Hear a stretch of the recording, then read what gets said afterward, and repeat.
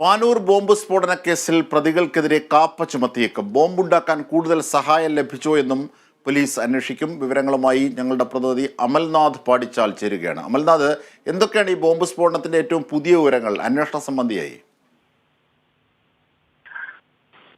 Jimshad, Panoor bomb സ്ഫോടനവുമായി ബന്ധപ്പെട്ട് അതിൽ ഒരാൾക്കെതിരെ നിലവിൽ കാപ്പ ചുമത്തുവാനുള്ള നിർദ്ദേശം നൽകിയിട്ടുണ്ട്. ദേവാനന്ദ് എന്ന വ്യക്തിക്കെതിരെയാണ് കാപ്പ ചുമത്തുവാനുള്ള നിർദ്ദേശം നിലവിൽ നൽകിയിരിക്കുന്നത്. അതേസമയം തന്നെ ഇതിനു പിന്നിൽ പ്രവർത്തിച്ച മുഴുവൻ പേരെയും പിടികൂടാൻ കഴിഞ്ഞ ദിവസത്തോടു കൂടി പോലീസിന് സാധിച്ചിരുന്നു. 12 പേരായിരുന്നു ഈ പ്രതിപ്പട്ടികയിൽ ഉണ്ടായിരുന്നത്. അതിൽ ഒരാൾ ഈ ഒരു സ്ഫോടനം നടന്ന ആ ഒരു ദിവസം തന്നെ മരണപ്പെട്ടിരുന്നു.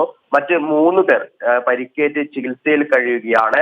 ഇതിനു പുറമെയുള്ള 8 പേരെ ഇന്നലെ രാത്രിയോടുകൂടി പോലീസിന് പിടികൂടാൻ സാധിച്ചിരുന്നു. ഈ ഒരു സംഭവത്തിലെ സൂത്രധാരൻ എന്ന് കരുതുന്ന ഷിജാലിനെ ഒപ്പം തന്നെ അദ്ദേഹത്തിന്റെ സുഹൃത്തായ അക്ഷയെയും ഇന്നലെ വൈകിട്ടോടുകൂടി ഉദുമൽപേട്ടയിലെ ഒളിവ് കേന്ദ്രത്തിൽ വെച്ച് പിടികൂടുകയായിരുന്നു. ഈ ഷിജാലായിരുന്നു എല്ലാ സൗകര്യങ്ങളും, അതായത് ഈ ഒരു ബോംബ് ശേഖരം ഈ ഒരു വീട്ടിലേക്ക് എത്തിക്കുകയും ബോംബ് നിർമ്മാണത്തിന് നേതൃത്വം നൽകുകയും ഒക്കെ ചെയ്തിട്ടുണ്ടായിരുന്നത്. ആദ്യഘട്ടത്തിൽ ഇതൊരു രാഷ്ട്രീയപരമായ ഒരു ആരോപണങ്ങൾ ഉന്നയിക്കാനുള്ള ഒന്നായി മാറ്റിയിരുന്നു UDF-ഉം NDയും അടക്കം. എന്നാൽ ഇതിനു പിന്നിൽ രാഷ്ട്രീയ ബന്ധങ്ങൾ ഇല്ല എന്നാണ് ഏറ്റവും അവസാനമായി പോലീസ് നൽകുന്ന വിവരം.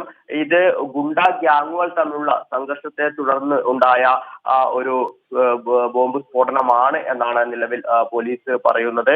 കുയിമ്പിൽ ക്ഷേത്രത്തിൽ 2 ഗുണ്ടാ ഗ്യാങ്ങുകൾ തമ്മിൽ സംഘർഷമുണ്ടാകുന്നു. അതിൽ ഒരു ഗുണ്ടാ ഗ്യാങ്ങിന്, ഈ ദേവാനന്ദ് നയിക്കുന്ന ഗുണ്ടാ ഗ്യാങ്ങിനെ ഭയപ്പെടുത്തുവാൻ വേണ്ടി ഈ ഒരു സ്ഫോടനത്തിൽ പരിക്കേറ്റ വിനീഷിന്റെ നേതൃത്വത്തിലുള്ള ഗുണ്ടാ ഗ്യാങ് ബോംബ് നിർമ്മാണത്തിലേക്ക് ഏർപ്പെടുകയായിരുന്നു.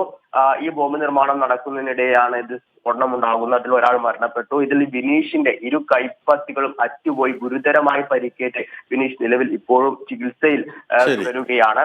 അതേസമയം തന്നെ ഈ ഒരു മരണപ്പെട്ട ഷെറിന്റെ വീട്ടിലേക്ക് CPM പ്രാദേശിക നേതാക്കൾ സന്ദർശനം നടത്തിയ സംഭവം ഉണ്ടായിരുന്നു. ഇതിനെ വലിയ രീതിയിൽ ഒരു രാഷ്ട്രീയ ആയുധമാക്കി മാറ്റാൻ വേണ്ടി ശ്രമവും നടന്നിരുന്നു. ഇത്തരത്തിൽ CPM-നെ പങ്കുള്ളത് കൊണ്ടാണ് CPM-ന്റെ നേതാക്കൾ ഷെറിന്റെ വീട്ടിലേക്ക് സന്ദർശനം നടത്തിയത് എന്ന ആരോപണങ്ങളായിരുന്നു ഉയർന്നിരുന്നത്. എന്നാൽ നാട്ടിലുള്ള ഒരാൾ മരണപ്പെടുന്നു, അയാളുടെ വീട്ടിലേക്ക് സന്ദർശനം നടത്തുക എന്നൊരു നാട്ടു നടപ്പാണ് എന്ന രീതിയിലുള്ള വിശദീകരണമാണ് CPM നേതാക്കൾ അടക്കം നടത്തിയിരിക്കുന്നത്. ശരി, അമൽനാഥ് പാടിച്ചാലാണ് ഏറ്റവും പുതിയ വിവരങ്ങൾ പാനൂരുമായി ബന്ധപ്പെട്ട അന്വേഷണത്തിന്റെ അടക്കമുള്ള വിവരങ്ങളും അതിന്റെ പശ്ചാത്തലങ്ങളും നൽകിയത്.